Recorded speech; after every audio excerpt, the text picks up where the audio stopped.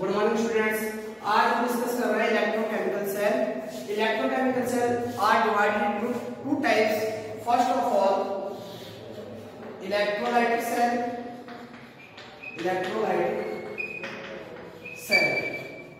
Second है दे सकते हैं उसको वोल्टमीटर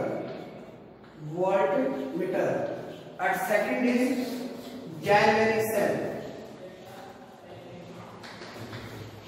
हमने डिस्क्राइब किया था व्हाट इज इलेक्ट्रोकेमिस्ट्री। हम द स्टडी ऑफ इलेक्ट्रोकेमिस्ट्री के अंदर हम किसकी स्टडी करते हैं? इंटरकन्वर्जन ऑफ एनर्जीज, यानी केमिकल को इलेक्ट्रिकल एनर्जी में कन्वर्ट करते हैं और इलेक्ट्रिकल एनर्जी को किसमें करते हैं? केमिकल एनर्जी में कन्वर्ट करते हैं। अब देखिए आपका जो इलेक्ट्रोलाइटिक सेल होता है वो क्या करता है? इलेक्ट्रिकल एनर्जी को कन्वर्ट करता है किसमें? केमिकल एनर्जी में। केमिकल एनर्जी या फिर मैं कहता हूं ऐसे सेल जो इलेक्ट्रिकल एनर्जी को केमिकल एनर्जी में कन्वर्ट करते हैं वो क्या कहलाते हैं? हमारे इलेक्ट्रोलाइटिक सेल। जबकि हम बात करते हैं गैल्वेनिक की, तो इसमें देखिए chemical energy is converted into electrical energy.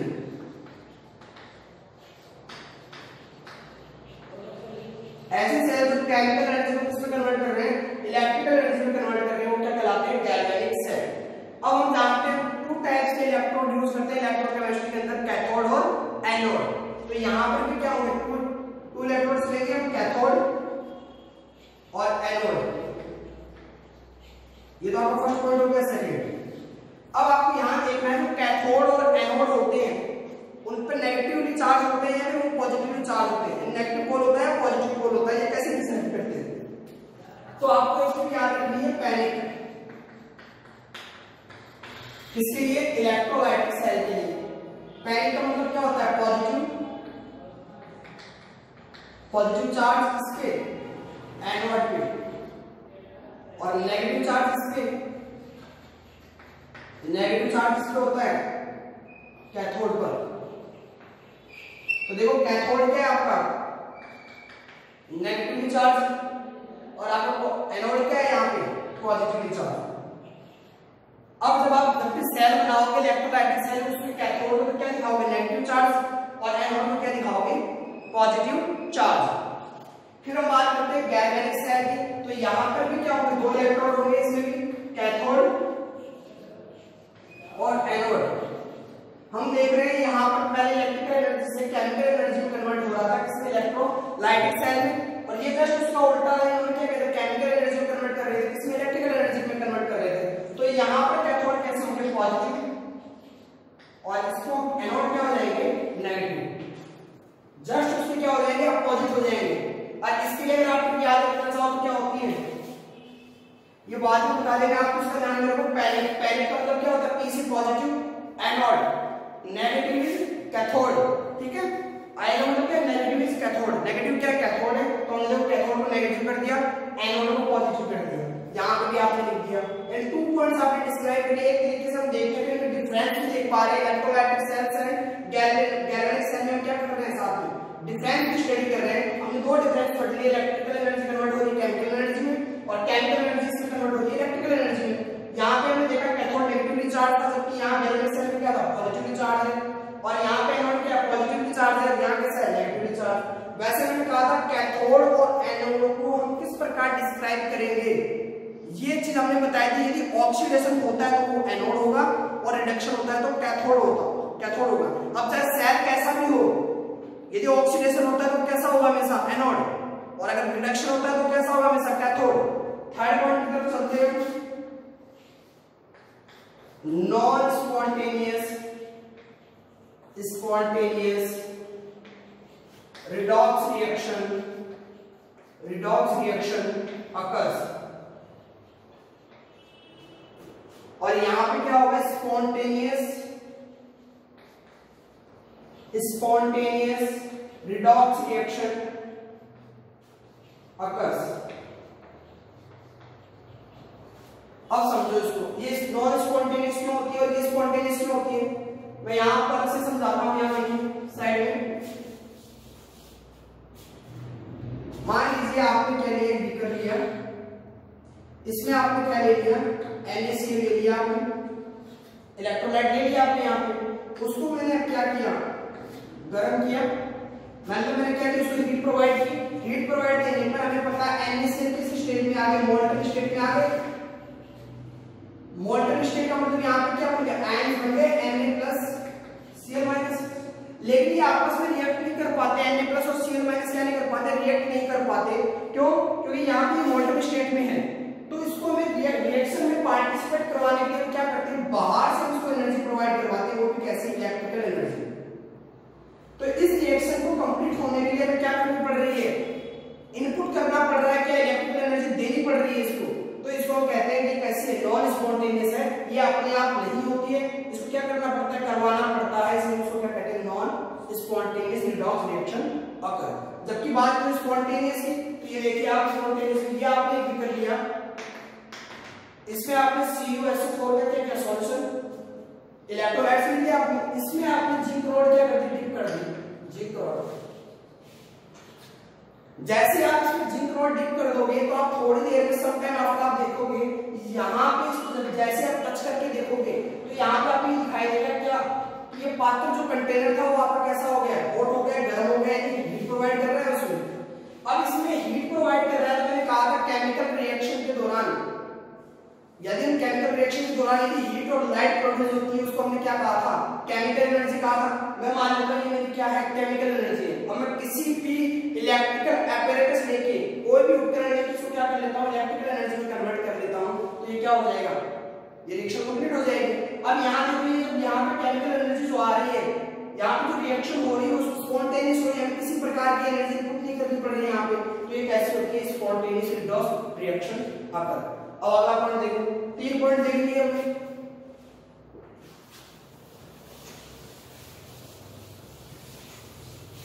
Fourth point की तरफ चलते हैं, डेल्टा जी।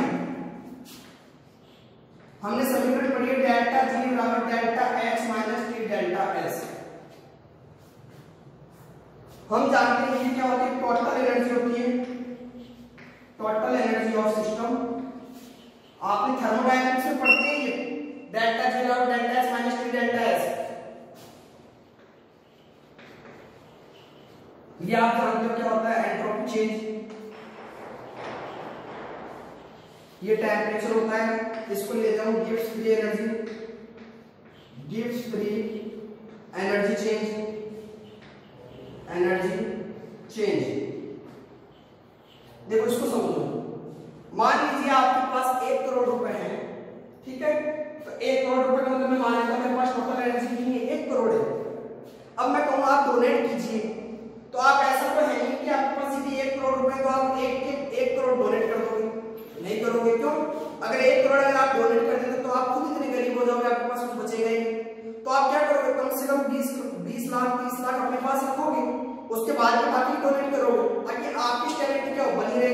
बस वैसे यहाँ सिस्टम में डेल्टा एस, कोई भी सिस्टम हम ले लेते हैं, उसकी टोटल एनर्जी होती है, वो क्या करता है, जो टी डेल्टा एस जो है वैल्यू, ये अपने पास रखता है, ये अपने पास रखेगा, यानी बाकी को क्या करेगा, डोनेट करेगा। डोनेट करेगा तो किसके काम आएगी, कोई कार्य करने के काम आएगी। जैसे आपने शिक्षा में डोनेट किया तो शिक्षा के काम आएगी, यदि आपने चिकित्सा में डोनेट किया, मेडिकल डिपार्टमेंट में डोनेट किया तो मेडिकल फील्ड में काम आएगी। तो इन्होंने ये वाली चीज क्या कर दी, डोनेट कर दी डेल्टा जी। ये क्या की, डोनेट की है, और ये क्या की अपने पास रखी है, ये टोटल एनर्जी है। थर्मोडायनामिक्स में हम डिटेल से पढ़ते हैं, इसमें एक बार ब्रीफली समझने के लिए प्रयास किया। ये आपके पास इतनी एनर्जी थी, ये आपने अपने पास इतनी एनर्जी रख ली, और इतनी एनर्जी किसके लिए रख दी आपने, वर्क फंक्शन के लिए, जो क्या करेगी, कार्य करेगी। यानी मैं कह देता हूं इसको किसके यूज करते हैं, वर्क फंक्शन में, वर्क फंक्शन में। अब मान लीजिए आपके पास यहाँ पे डेल्टा जी जो है, ये कोई वैल्यू सिस्टम की आपके पास, यानी ये वह एनर्जी है जो क्या करेगी, वर्क करेगी। अब मान लीजिए क्या करेंगे, नॉन स्पॉन्टेनियस रिएक्शन होती है किसमें, इलेक्ट्रोलाइट सेल में। मैं इसको इलेक्ट्रिकल एनर्जी यहां से क्या कर रहा था, प्रोवाइड कर रहा था इनपुट। अब जैसे मैंने इसको इलेक्ट्रिकल एनर्जी दी तो इसके काम करने की ऊर्जा तो वैसे इसके पास ऑलरेडी मौजूद थी, प्रेजेंट थी। जैसे मैंने इलेक्ट्रिकल एनर्जी दी तो उसकी वैल्यू क्या हो जाएगी, और बढ़ जाएगी। मान लीजिए आपके पास 20 लाख है और आप किसी को और दे दिए 20 लाख, आप काम करने की स्टेबिलिटी क्या हो जाएगी, बढ़ जाएगी। तो मैं कह दूं डेल्टा जी की वैल्यू क्या हो जाएगी, इंक्रीज हो जाएगी।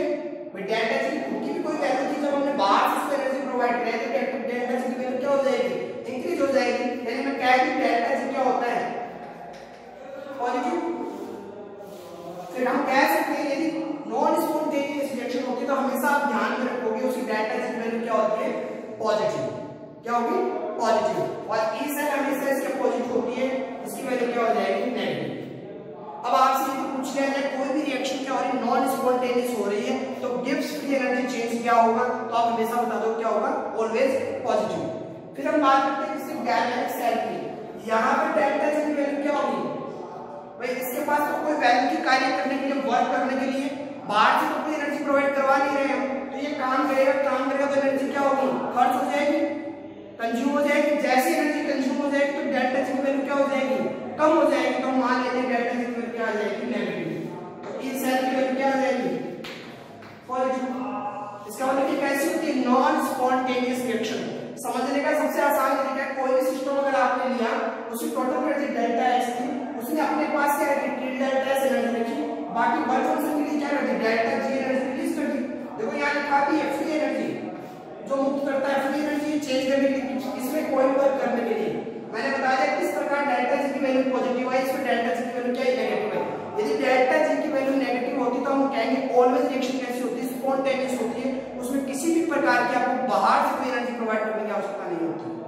ये थे हमारे इलेक्ट्रोकेमिकल सेल। इसमें टू टाइप्स डिफरेंस भी देख लिए, लगभग हमने कितने डिफरेंस देख लिए इसमें, 4 देख लिए। हमने देखा एनोड कैसे होते हैं, पॉजिटिवली चार्ज होते हैं या नेगेटिवली चार्ज होते हैं। हमने देख लिया रिएक्शन कैसे होती है, स्पॉन्टेनियस होती है, नॉन स्पॉन्टेनियस होती है। एनर्जी किस प्रकार से चेंज होती है, केमिकल एनर्जी रूप में या इलेक्ट्रिकल एनर्जी रूप में, आपस में इंटरचेंज होती है। ये थे हमारे इलेक्ट्रोकेमिकल सेल। फिर हम आगे चलते हैं। अब हम बात करते हैं सबसे पहले इलेक्ट्रोलाइटिक सेल की। सबसे पहले क्या पढ़ेंगे, इलेक्ट्रोलाइटिक सेल को डिटेल से पढ़ेंगे। इलेक्ट्रोलाइटिक सेल,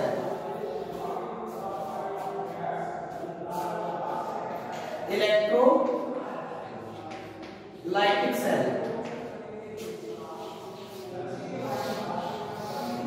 अब हम पढ़ रहे हैं डिटेल से क्या इलेक्ट्रोलाइटिक सेल। तो एक पॉइंट तो हम जानते हैं क्या, electrical energy, electrical energy, energy क्या होती है, कन्वर्ट होती है किसमें, केमिकल एनर्जी में। अभी पढ़ा है हमने जस्ट, और इसको याद रखते हैं। सबसे फॉर्मूला देखो आप, जिसे ए से इलेक्ट्रिकल एनर्जी, सी से केमिकल एनर्जी, यानी इलेक्ट्रिकल एनर्जी किसमें कन्वर्ट हो रही है, केमिकल एनर्जी में। तो आप पहला पॉइंट याद रखोगे। दूसरी आप बात जानते हैं कैसी होती है, नॉन स्पॉन्टेनियस होती है।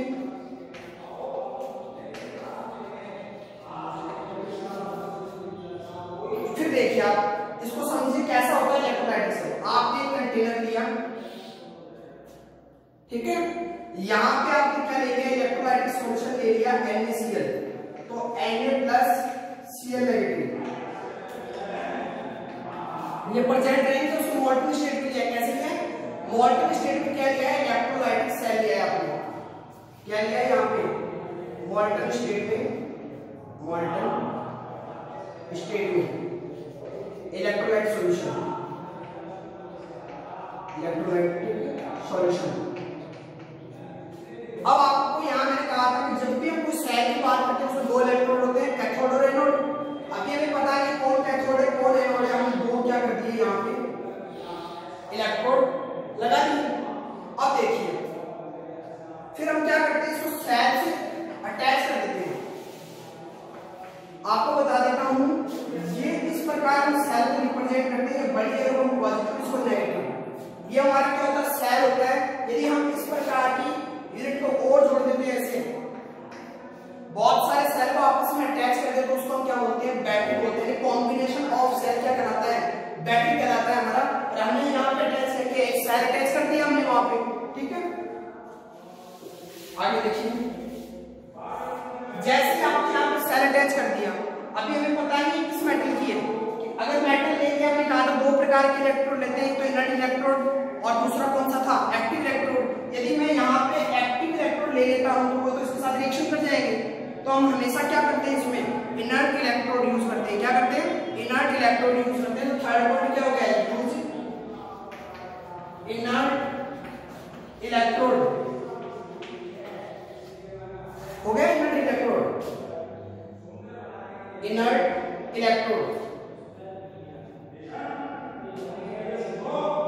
अब देखिए ये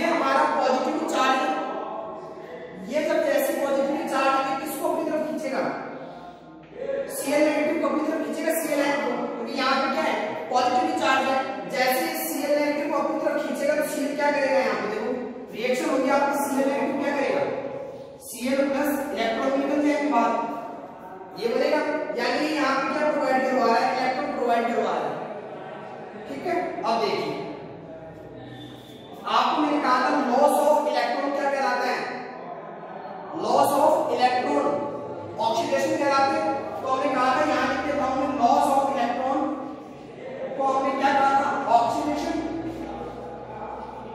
और मैंने आपको एक बात कही थी जहां ऑक्सीडेशन होता है उसको क्या कहते हैं, एनोड। तो मैंने इसको क्या कह दिया, एनोड। कैसा हो गया, एनोड। अब मैंने ये कहा था कि आपको एनोड की मैंने ट्रिक बताई थी इलेक्ट्रोलाइटिक सेल के लिए। एनोड हमेशा कैसे चार्ज होते हैं, पॉजिटिव चार्ज होते हैं। ठीक है रहेगा, पॉजिटिव चार्ज रहेगा। और यहां से मान लीजिए ये इलेक्ट्रॉन यहां आ गए, अब ये इलेक्ट्रॉन मूव करके इधर जा रहे हैं। ठीक है, अब ये जैसे इलेक्ट्रॉन इसके पास आएंगे तो ये क्या करेगा, Na+ को अट्रैक्ट करेगा अपनी तरफ, तो नेगेटिव क्या करेगा, पॉजिटिव आएगा अपनी तरफ अट्रैक्ट करेगा। ये देखिए इस प्रकार होगा। तो यहां पे देखिए आपके Na+ क्या करेगा, एक इलेक्ट्रॉन को जो इसने रिलीज किया है यहां से फ्लोरीन ने, वो ये क्या कर देगा, गेन कर देगा। जैसे ही गेन करेगा इसमें कन्वर्ट हो जाएगा Na में। अब हमने कहा था gain of electron, gain of electron क्या कहलाता है, रिडक्शन। गेन ऑफ इलेक्ट्रॉन क्या कहलाते हैं, रिडक्शन कहलाते हैं। तो मैं कहती हूं यही तो कहां पे हो रही है रिएक्शन, तो एनोड पर ये ऑक्सीडेशन हो रहा है, ये कहां पे हो रही है, कैथोड पर। ठीक है, अब ओवरऑल रिएक्शन की बात करते हैं तो क्या आ जाएगा यहां पे, आप ये लीजिए Na+ plus Cl minus plus 1 electron, यहां क्या आ जाएगा Na+ Cl प्लस 1 इलेक्ट्रॉन। मैं इस 1 इलेक्ट्रॉन को कट कर देता हूं दोनों तरफ में, तो क्या हो जाएगा Na+ और प्लस Cl माइनस में क्या बना रहे हैं, NaCl बना रहे हैं।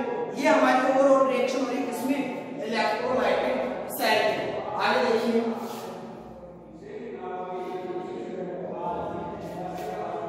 अगर मैं आपकी बात को कहूं इसमें देखिए हम सेल को लगाते हैं, सेल क्या करता है, पोटेंशियल डिफरेंस को क्रिएट करता है। क्या करता है, पोटेंशियल डिफरेंस को क्रिएट करता है, जिसके कारण से क्या हो पाता है, करंट का फ्लो हो पाता है। यानी सेल का क्या काम है यहाँ पे, ये पोटेंशियल डिफरेंस को क्रिएट करता है। तो हम लिख सकते हैं क्रिएट पोटेंशियल डिफरेंस, डिफरेंस।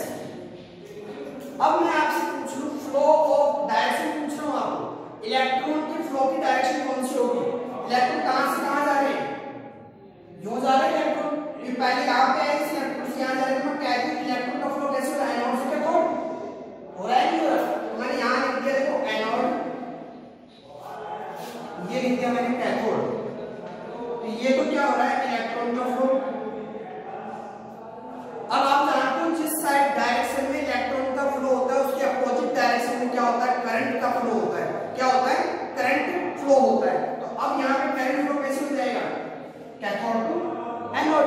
मैं लिख देता हूं यहाँ पे करंट फ्लो। तो देखो हमने क्या देखा, हमने यहाँ देखा कि हम जो इलेक्ट्रोड यूज लेते हैं वो इनर्ट लेते हैं। ठीक है, उसके बैटरी से अटैच करके एक इलेक्ट्रोलाइटिक सॉल्यूशन लेते हैं। और याद रखना हमेशा इलेक्ट्रोलाइटिक सॉल्यूशन भी कैसा लेते हैं, जिसमें इलेक्ट्रोवैलेंट बॉन्ड हो। इलेक्ट्रोवैलेंट बॉन्ड किसको कहते हैं, आयनिक बॉन्ड को बोलते हैं। उसमें कम से कम क्या होना चाहिए, आयनिक बॉन्ड प्रेजेंट होना चाहिए, तभी तो वो आयन में टूटेंगे और रिएक्शन होगी। फिर यहाँ पे हमने देखा था कि दो इलेक्ट्रॉन जो होते हैं एनोड और कैथोड, उसके ऊपर रिएक्शन होती है, ऑक्सीडेशन और रिडक्शन। एनोड पे ऑक्सीडेशन और कैथोड पे रिडक्शन। हमने किसी को एनोड कैथोड नहीं कहा था, हमने रिएक्शन देखी थी पहले। रिएक्शन देख के हमने देखा कि ऑक्सीडेशन हो रहा है तो हमने क्या कहा उसको एनोड, और अगर रिडक्शन हो रहा है तो उसको हमने क्या कहा था, कैथोड। फिर हमने उस चीज बताया था कौन पॉजिटिव और कौन नेगेटिव होता है। इलेक्ट्रोलाइटिक सेल भी आपको पहले डायरेक्शन में थी, पॉजिटिव क्या होता है एनोड और कैथोड क्या होता है, ये कैथोड, ये कैसा हो जाएगा नेगेटिव। तो आपने क्या कर लिया, यहाँ पे इलेक्ट्रोलाइटिक सेल पढ़ लिया। अब ये वीडियो कब तक चलेगी, मैं अगर बात करूं ये रिएक्शन हो रही है, करंट फ्लो हो रहा है, सब कुछ हो रहा है, कब तक ये रिएक्शन चलती रहेगी। दो कंडीशन इसके अंदर, या तो जब तक आपका सर्किट पूरा बंद है, क्लोज है सर्किट, तब तक चलती रहेगी। दूसरा जब तक यहाँ पे NaCl की जितनी कंसंट्रेशन हो पूरी कंज्यूम ना हो जाए, तब तक ये रिएक्शन चलती रहेगी आपकी। ये Na को अट्रैक्ट करते रहेंगे, Cl भी लेते रहेंगे और ये रिएक्शन चलती रहेगी। जैसे ही समाप्त हो जाएगा, यहाँ पे कंप्लीट हो जाएगा, आपकी रिएक्शन क्या हो जाएगी, स्टॉप हो जाएगी। तो हम लिख लेंगे the process will be continuous,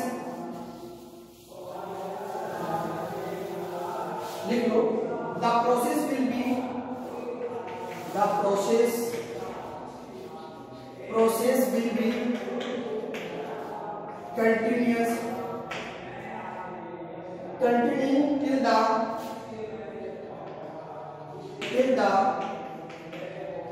सबसे पहला पॉइंट लिखेंगे सर्किट कैसा होना चाहिए, क्लोज होना चाहिए। तो हम लिख देते हैं सर्किट इज क्लोज। भाई अगर हम सेल को हटा देंगे, सर्किट को ओपन कर देंगे तो मतलब है कि फिर करंट का फ्लो होने का मतलब करंट कैसे फ्लो होता है, नोड और कैथोड के पॉइंट ही हो पाएगा। आगे सेकंड पॉइंट देखिए आप, सेकंड पॉइंट आपका कंसंट्रेशन ऑफ NaCl या concentration of electrolytic solution becomes 0। क्या हो जाए 0। जो आपने इलेक्ट्रोलाइटिक सॉल्यूशन लिया है उसकी कंसंट्रेशन क्या हो जाए 0 हो जाए, तो भी आपकी क्या हो जाएगी, प्रोसेस स्टॉप हो जाएगी। तो आपने डिस्क्राइब क्या कर लिया इलेक्ट्रोलाइटिक सेल, रटने की कोई आवश्यकता नहीं है। यहां से देखिए इलेक्ट्रिकल एनर्जी केमिकल एनर्जी में कन्वर्ट हो रही है, ठीक है। फिर आपने देखा यहाँ पे क्या हो रहा है, पैनिक के अनुसार आपने क्या बता दिया, एनोड पॉजिटिव और कैथोड नेगेटिव। फिर आपने मैंने बताया था ऑक्सीडेशन एनोड पे होता है, कैथोड पे क्या होता है, रिएक्शन होता है। वो रिएक्शन आपने लिखेंगे, लिखने के बाद आपने ओवरऑल रिएक्शन लिख दी। फिर आपने देखा यहाँ पे नॉन स्पॉन्टेनियस होती है क्योंकि हम यहाँ इनपुट क्या करते हैं, इलेक्ट्रिकल एनर्जी इनपुट करवाते हैं। ध्यान में रखना जो इलेक्ट्रोलाइटिक सॉल्यूशन लिया था वो किस स्टेट में लेते हैं, मोल्टन स्टेट में लेते हैं। फिर यहाँ पे जो इलेक्ट्रोड यूज करते हैं वो कैसे होते हैं, इनर्ट होते हैं। और यहाँ पे सेल और ये कब तक रिएक्शन चलती है, जब तक सर्किट क्लोज है और कंसंट्रेशन 0 नहीं हो जाती है सॉल्यूशन की, तब तक ही क्या होती है, रिएक्शन कंप्लीट होती रहती है। तो आपने क्या पढ़ लिया, इलेक्ट्रोलाइटिक सेल। अब हम नेक्स्ट क्लास में डिस्कस करेंगे क्या, गैल्वेनिक सेल। वो हम करेंगे नेक्स्ट क्लास में। आज के लिए इतना ही, थैंक यू।